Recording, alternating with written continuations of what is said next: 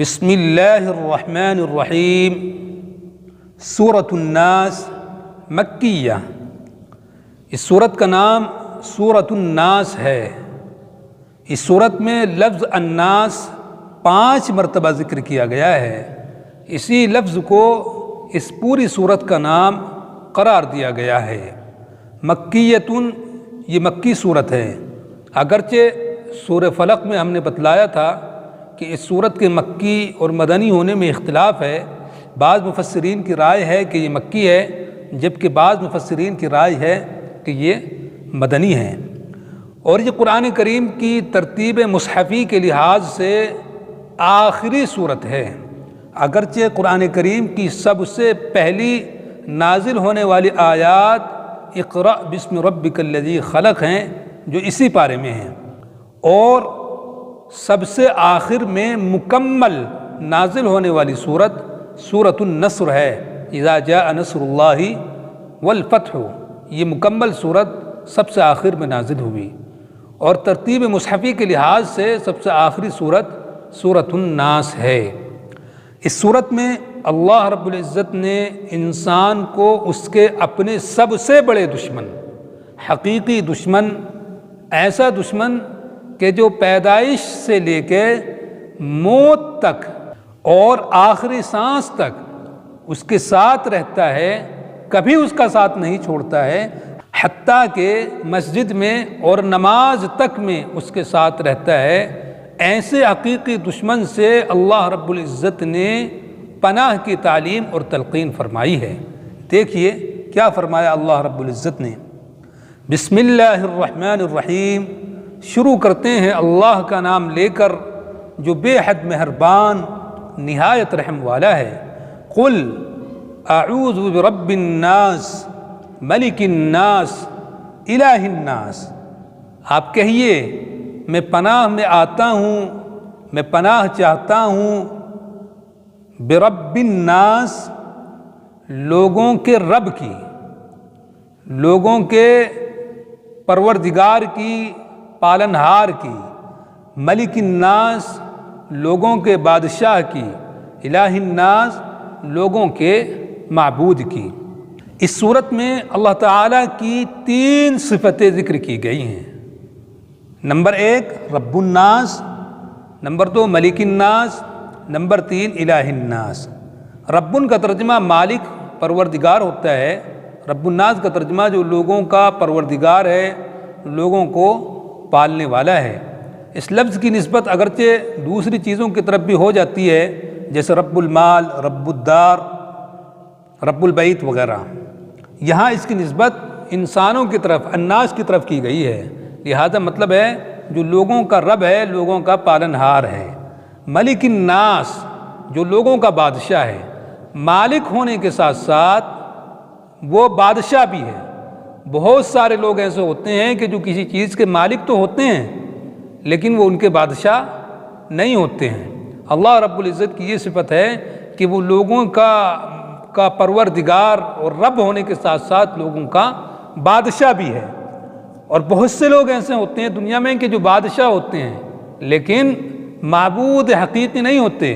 اللہ رب العزت کی یہ بھی صفت ہے کہ وہ لوگوں کا معبود برحق ہے۔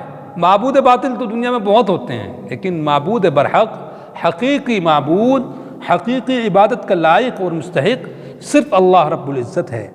تو اللہ رب العزت کی 3 صفتیں ذکر کی کہ اللہ رب العزت اتنا پاورفل ہے، اتنا طاقتور ہے کہ جو لوگوں کا پالنے والا بھی ہے، اسی نے پیدا کیا، وہی لوگوں کو پالتا ہے، جو لوگوں کا بادشاہ بھی ہے اور جو لوگوں کا معبود حقیقی بھی ہے۔ یہ 3 صفتیں اللہ رب العزت کی ذکر کرنے کے بعد آگے فرمایا گیا کہ کس چیز سے پناہ مانگنی ہے۔ من شر الوسواس الخناس، وسواس کا ترجمہ وسوسہ ڈالنے والا۔ وسوسہ کیا ہوتا ہے؟ دل میں خفیہ طریقے سے، مخفی طریقے سے کوئی بات ڈال دینا کہ جس کے دل میں بات ڈالی جا رہی ہے اس کو پتہ بھی نہ چلے اور دل میں بات بھی آ جائے۔ جیسے کہ ہمارا اور آپ کا سب کا تجربہ ہے کہ ہمارے دل میں شیطان کوئی بات ڈال دیتا ہے۔ مان لیجئے کہ چپکے سے دل میں یہ کہہ دیتا ہے کہ آج نماز نہیں پڑھنی ہے، چپکے سے یہ کہہ دیتا ہے کہ آج روزہ نہیں رکھنا ہے، دل میں بات بھی آ جاتی ہے لیکن پتہ بھی نہیں چلتا ہے۔ تو وسواس کا یہی ترجمہ ہے کہ جو چپکے سے دل میں وسوسہ ڈالتا ہے۔ الخناس یہ صیغہ مبالغہ ہے، خنسا یخنسو، اس کا ترجمہ ظاہر ہونا پھر چھپ جانا، آگے بڑھنا پھر پیچھے ہٹ جانا۔ الوسواس کی اللہ رب العزت نے یہ صفت ذکر کی، الوسواس سے مراد شیطان ہے، اس کی یہ صفت ہے کہ وہ آگے آتا ہے اور پھر پیچھے ہٹ جاتا ہے۔ انسان کے دل میں کوئی وسوسہ ڈالتا ہے اور ڈالنے کے بعد پھر پیچھے ہٹ جاتا ہے۔ جب بندہ اللہ کا ذکر کرتا ہے، استعاذہ پڑھتا ہے تو ایک دم پیچھے ہٹ جاتا ہے۔ جب وہ اللہ کے ذکر سے خالی ہو جاتا ہے، دور ہو جاتا ہے، تو پھر وہ آتا ہے اور اس کے دل میں بات ڈالتا ہے، اور جب انسان اللہ کا ذکر کرتا ہے تو پھر وہ پیچھے ہٹ جاتا ہے۔ یا انسان کے دل میں کوئی بات ڈالتا ہے اور ڈال کے پیچھے ہٹ جاتا ہے، اگر بندہ اس کی بات پہ عمل کر لیتا ہے تو بہت اچھا، اور اگر نہیں کرتا تو وہ پھر آتا ہے اور آنے کے بعد اس کے دل میں بات ڈالتا ہے۔ حدیث میں نبی پاک صلی اللہ علیہ وسلم نے فرمایا کہ انسان کے دل میں دو گھر ہوتے ہیں، ایک گھر میں فرشتہ ہے اور ایک گھر میں شیطان ہوتا ہے۔ فرشتہ انسان کے دل میں اچھے کاموں کی بات ڈالتا ہے، جبکہ شیطان انسان کے دل میں برے کاموں کی بات ڈالتا ہے، برے کاموں کا وسوسہ ڈالتا ہے۔ من شر الوسواس الخناس، وسوسہ ڈالنے والے، پیچھے ہٹ جانے والے کے شر سے مراد ابلیس، شیطان۔ الذی یوسوس فی صدور الناس، جو لوگوں کے دلوں میں وسوسہ ڈالتا ہے۔ الذی یوسوس فی صدور الناس، جو لوگوں کے دلوں میں وسوسہ ڈالتا ہے، لوگوں کے دلوں میں غلط کام کرنے کی چپکے سے مخفی طریقے سے بات ڈال دیتا ہے۔ من الجنۃ والناس، چاہے یہ وسوسہ ڈالنے والا جنات ہو یا انسان ہو۔ یہ وسواس کا بیان ہے کہ یہ وسوسہ ڈالنے والے دو طرح کے ہیں، ایک تو شیطان ہوتا ہے اور اسی طرح ایک انسان بھی ہو سکتا ہے۔ شیطان تو ہوتا ہی ہے جو انسان کے دلوں میں وسوسہ ڈالتا ہے، لیکن انسان بھی انسان کے دل میں وسوسہ ڈالتا ہے۔ وہ کیسے ڈالتا ہے کہ بہت سے انسان ہوتے ہیں کہ جو اپنے دوست سے، اپنے بھائی سے غلط کام کرنے کے لیے کہتے ہیں، تو یہ بھی ایک قسم کا وسوسہ ہے۔ پارہ نمبر 8 میں اللہ رب العزت نے فرمایا وَكَذَلِكَ جَعَلْنَا لِكُلِّ نَبِيٍّ عَدُوًّا شَيَاطِينَ الْإِنسِ وَالْجِنِّ، کہ ہم نے ہر نبی کے دشمن مقرر کیے ہیں، وہ کبھی انسانوں میں سے ہوتے ہیں اور کبھی جنات میں سے ہوتے ہیں۔ تو چاہے وہ وسوسہ ڈالنے والے انسانوں میں ہوں یا جنات میں ہوں، شیاطین میں ہوں، ان سب سے پناہ مانگنی ہے۔ شیطان انسان کا ایسا دشمن ہوتا ہے کہ جو ہر وقت اس کے ساتھ رہتا ہے لیکن وہ اس کو دکھائی نہیں دیتا ہے، اس لیے اس سے بچنا مشکل ہوتا ہے۔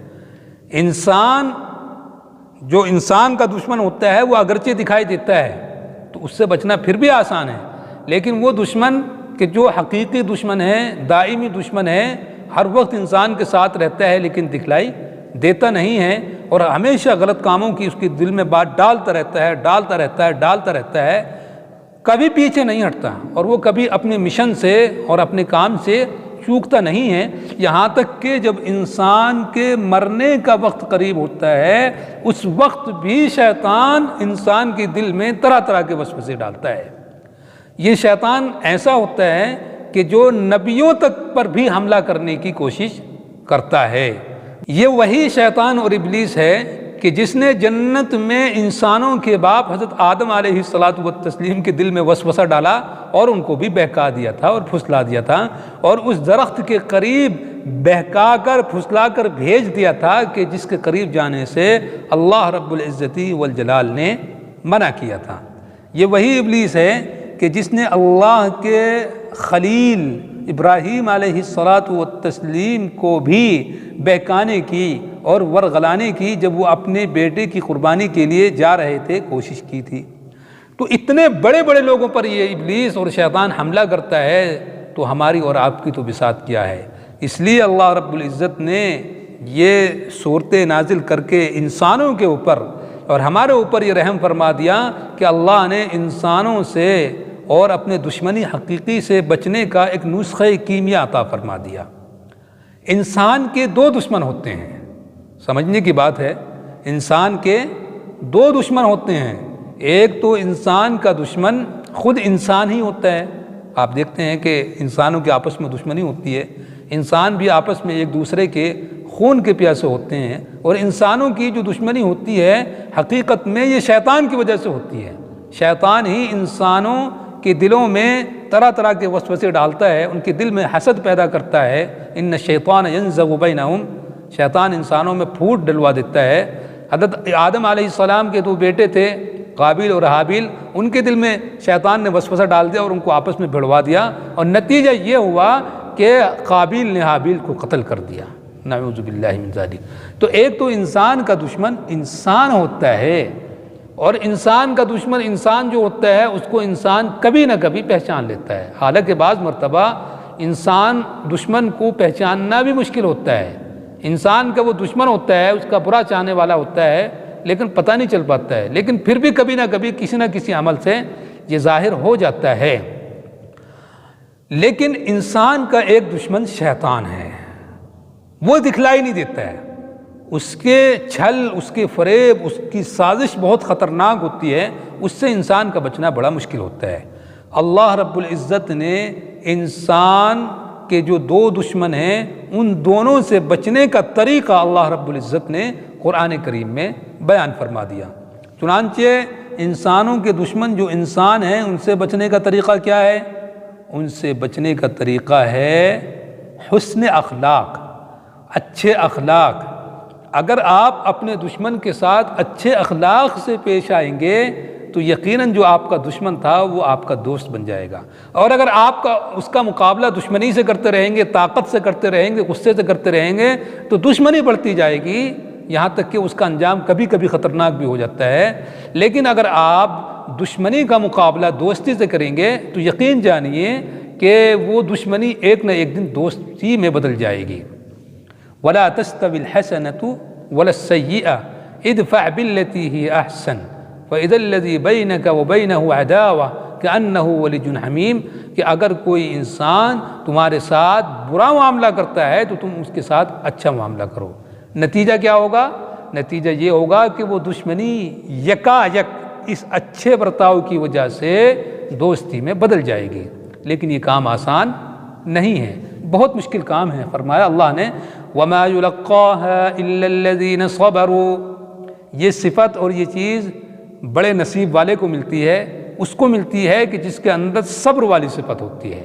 وَمَا يُلَقَّاهَا إِلَّا ذُو حَظٍّ عَظِيمٍ، اور یہ صفت یعنی دشمنی کا مقابلہ دوستی سے دینا، گالی کا جواب سلام سے دینا، یہ بڑے نصیب والے کو ملتی ہے۔ وَمَا يُلَقَّاهَا إِلَّا ذُو حَظٍّ عَظِيمٍ، جو بڑے لوگ ہوتے ہیں، جو اولو العزم لوگ ہوتے ہیں، جیسے اللہ کے نبی، اللہ کے رسول، انبیاء، صلحاء، صدیقین، یہ صفت ان کے اندر ہوتی ہے کہ وہ دشمنی کا مقابلہ دشمنی سے نہیں کرتے، بلکہ وہ دشمنی کا مقابلہ دوستی سے کرتے ہیں۔ جب یہ صورت نازل ہوئی، یہ دونوں صورتیں آپ کو ہم نے سورہ فلق میں پہلے بتلایا تھا کہ ایک یہودی نے آپ پر جادو کرا دیا تھا، آپ علیہ السلام کو یہ بتلا بھی دیا گیا تھا کہ کس شخص نے یہ جادو کرایا ہے۔ بعض صحابہ نے یہ درخواست بھی کی تھی کہ آپ اس کو قتل کرا دیں، لیکن اللہ کے رسول صلی اللہ علیہ وسلم نے فرمایا کہ نہیں، میں اپنی ذات میں کسی سے انتقام نہیں لیتا ہوں، اللہ نے مجھے شفا عطا فرما دی، بس یہ کافی ہے۔ نبی پاک صلی اللہ علیہ وآلہ وسلم کی پوری زندگی عفو و درگزر سے بھری ہوئی ہے، اور نبی پاک صلی اللہ علیہ وسلم کو حقیقت میں جو ترقی ملی ہے، جو اسلام کا بول بالا ہوا ہے، وہ آپ کے حسن اخلاق کی وجہ سے ہوا ہے۔ جب فتح مکہ ہوا تو اس وقت نبی کریم صلی اللہ علیہ وسلم نے اپنے حسن اخلاق کا ایسا مظاہرہ کیا کہ روئے زمین پر اس کی کوئی مثال نہیں ملتی ہے۔ آپ نے اعلان عام کرا دیا تھا کہ آج ہر شخص کے لیے معافی ہے، آج کسی شخص سے بدلہ اور انتقام نہیں لیا جائے گا، سوائے چند لوگوں کے کہ جن کے نام انگلیوں پہ گنا جا سکتے ہیں، ان کو معافی کا اعلان نہیں تھا، باقی تمام لوگوں کو اللہ کے رسول صلی اللہ علیہ وسلم نے معاف فرما دیا تھا۔ حضرت یوسف علیہ نبی جینا علیہ الصلاۃ والتسلیم کا واقعہ آپ نے سنا ہے، بڑا عجیب و غریب واقعہ ہے۔ بچپن میں ان کے بھائیوں نے ان کو باپ سے الگ کر دیا تھا اور ایک اندھیرے کنویں میں ان کو ڈال دیا تھا۔ اس کے پیچھے بھی شیطانی وسوسہ کار فرما تھا۔ پھر اللہ رب العزت نے حضرت یوسف علیہ نبی جینا علیہ الصلاۃ والتسلیم کو عزت عطا فرمائی، نیک نامی عطا فرمائی۔ اللہ رب العزت نے حضرت یوسف علیہ نبی جینا علیہ الصلاۃ والتسلیم کو بادشاہت عطا فرمائی۔ جب اللہ رب العزت نے حضرت یوسف علیہ السلام کو بادشاہت عطا فرما دی اور اس کے بعد پھر یوسف علیہ السلام کے وہ بھائی، وہ درندے بھائی کہ جنہوں نے یوسف علیہ السلام کو بچپن کی عمر میں باپ سے الگ کر دیا تھا اور ایک اندھیرے کنویں میں ڈال دیا تھا اور ان کی زندگی انتہائی خطرناک مراحل سے گزرتے ہوئے آج وہ بادشاہ بنے ہیں، جب وہ ان کے پاس پہنچے ہیں تو حضرت یوسف علیہ نبی جینا علیہ الصلاۃ والتسلیم نے ان سے انتقام کی بات نہیں کہی، ان سے یہ نہیں کہا کہ تم نے ایسا کیوں کیا تھا، میرے ساتھ یہ کیوں کیا تھا، آج تمہیں سزا دوں گا، موت کے گھاٹ اتار دوں گا، نہیں، بس ایک ہی جملہ کہا تھا جو قرآن کریم نے نقل کیا اور انتہائی تاریخی جملہ ہے کہ لا تثریب علیکم اليوم، آج تم پر کوئی ملامت نہیں، سب کے لیے معافی ہے۔ یہ اخلاق تھے، ان اخلاق کی وجہ سے اسلام پھیلا ہے۔ تو ہم نے بتلایا کہ انسان کے دو دشمن ہوتے ہیں، ایک انسان کا دشمن خود انسان ہی ہوتا ہے، اس سے بچنے کا طریقہ اچھے اخلاق ہیں۔ اگر آپ دشمنی کا جواب دشمنی سے دیں گے، گالی کا جواب گالی سے دیں گے، اینٹ کا جواب پتھر سے دیں گے تو بھائی کبھی بھی یہ دشمنی ختم ہونے والے نہیں ہے اور یہ دشمنی یقیناً کسی نہ کسی دن ایک خطرناک انجام تک پہنچ جائے گی۔ لیکن اگر آپ دشمنی کا مقابلہ حسن اخلاق سے دیں گے، گالی کا جواب سلام سے دیں گے تو وہ دشمنی آپ کی دوستی میں تبدیل ہو جائے گی۔ لیکن یہ عمل مشکل بہت ہے، اس کو کرنا آسان نہیں ہے۔ خود قرآن کریم نے کہا کہ یہ عمل بہت مشکل ہے، اس کو وہی لوگ کرتے ہیں کہ جو صبر والی صفت سے متصف ہوتے ہیں اور جو بڑے نصیب والے ہوتے ہیں۔ دوسرا دشمن انسان کا کون ہے؟ شیطان ہے، ابلیس ہے۔ اس سے بچنے کا طریقہ بھی اللہ رب العزت نے اس صورت میں بتا دیا کہ اس سے بچنے کا طریقہ یہ ہے کہ آپ اللہ کا ذکر کیجئے اور اللہ سے پناہ مانگتے رہیے۔ اگر آپ اللہ کا ذکر کریں گے اور اللہ سے پناہ مانگیں گے تو وہ شیطان اور وہ دشمن آپ کا دور ہٹ جائے گا، اور جیسے ہی آپ اللہ کی یاد سے غافل ہو جائیں گے پھر وہ قریب آئے گا۔ آپ اس کا اپنی زندگی میں تجربہ کر کے دیکھنا تو انشاءاللہ دیکھنا کہ اس کا کتنا فائدہ ہوتا ہے۔ تو ترجمہ ایک بار اور ملاحظہ فرمائیں۔ شروع کرتے ہیں اللہ کا نام لے کر جو بے حد مہربان نہایت رحم والا ہے۔ قل، آپ کہیے، اعوذ برب الناس، میں پناہ میں آتا ہوں لوگوں کے رب کی، لوگوں کے بادشاہ کی، لوگوں کے معبود کی، معبود حقیقی کی، من شر الوسواس الخناس، اس وسوسہ ڈالنے والے، پیچھے ہٹ جانے والے کے شر سے کہ جو لوگوں کے دلوں میں وسوسہ ڈالتا ہے، من الجنۃ والناس، چاہے یہ وسوسہ ڈالنے والے جنات ہوں یا انسان ہوں۔ جیسے جنات انسان کے دل میں وسوسہ ڈالتا ہے، ایسے ہی انسان بھی لوگوں کے دلوں میں وسوسہ ڈالتے ہیں اور ان کو غلط کاموں کے لیے ابھارتے ہیں اور ورغلاتے ہیں۔ اللہ رب العزت ہم سب کو قرآن کریم سمجھنے کی اور اس پر عمل کرنے کی توفیق عطا فرمائے۔ وآخر دعوانا ان الحمد للہ رب العالمین۔